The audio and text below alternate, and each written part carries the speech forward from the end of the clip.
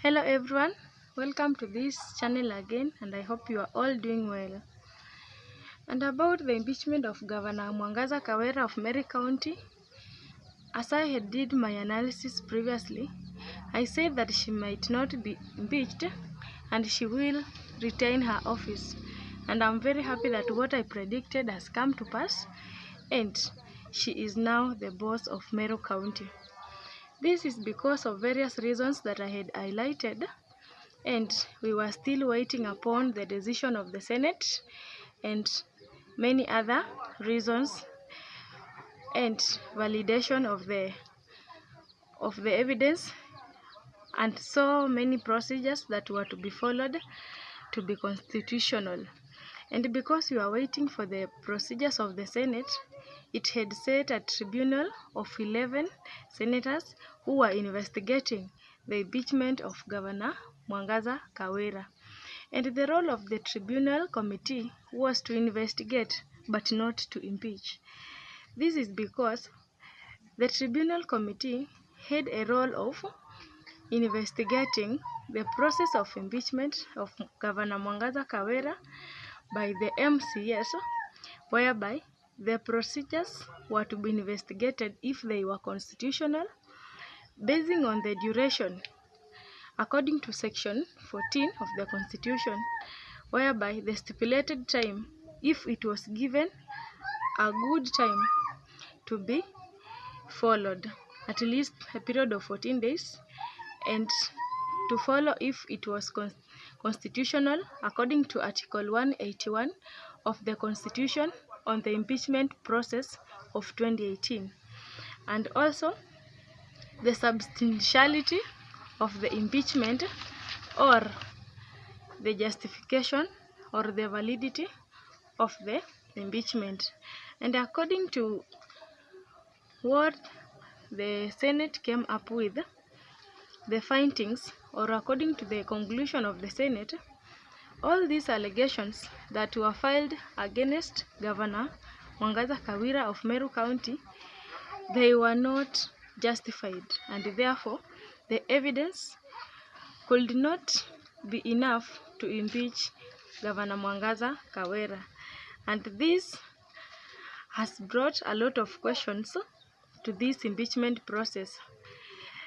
The Senate, led by Senator Boni Halwale, discussed and concluded that none of the allegations raised against Governor Mwangaza Kawira by the MCS could be proved by the accusers, or could be confirmed to be true, because there was no any evidence that was valid which was raised against Governor Mwangaza Kawira. And this has made us to have a second thought about the impeachment of Governor Mwangaza Kawira, because it has brought a lot of disrespect and shame on their governors. Because we can see we had a group of women of Meru County. These women were very angry and jealous because they were stating that Mwangaza Kawira was busy walking up and down with her husband in the procedures of doing her office work. And because of this, they were saying that she was busy displaying her husband. And we cannot go into details about that, since you cannot separate the spouses, and it is pleasure and honor to go with your spouse, maybe in an official function. And we see, because of some petty reasons, this has brought a lot of shame. And to the MCAs that had voted to impeach Governor Mwangaza Kawira, they will have to bend low and give her respect in order for them to work as the county officials. And to that reason, we see the respect must be granted to the governors. The respect that should be granted to the county government has to be upheld, and even in the Constitution, the county government and the national government work independently and each government has its roles, and some of the roles may not overlap. Even His Excellency President William Samoei Ruto, in his speech yesterday, he said that the governors must be respected. And this respect must be granted to everyone because the governors are the bosses of the counties.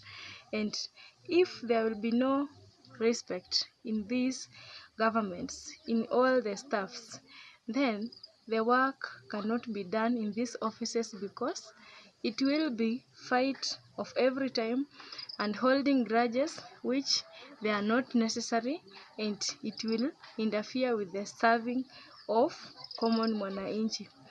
And due to this event that have taken place of the impeachment of Governor Mwangaza Kawira, it is very shameful to the MCS to file a petition or allegations that has no evidence, that has no validation and justification, and it have been a waste of time for the past few weeks in the formation of the tribunal and other things, because there were different motivations behind this impeachment and not only the allegations that were being said. And therefore, to be more keen on this, before you file any allegation, even if it is your right, it is good also to consider the validity of your evidences, because the officers shall not be doing all the committees for nothing, and at the end of it all, we see the reasons and the evidence cannot be substantiated. And therefore, respect must be upheld.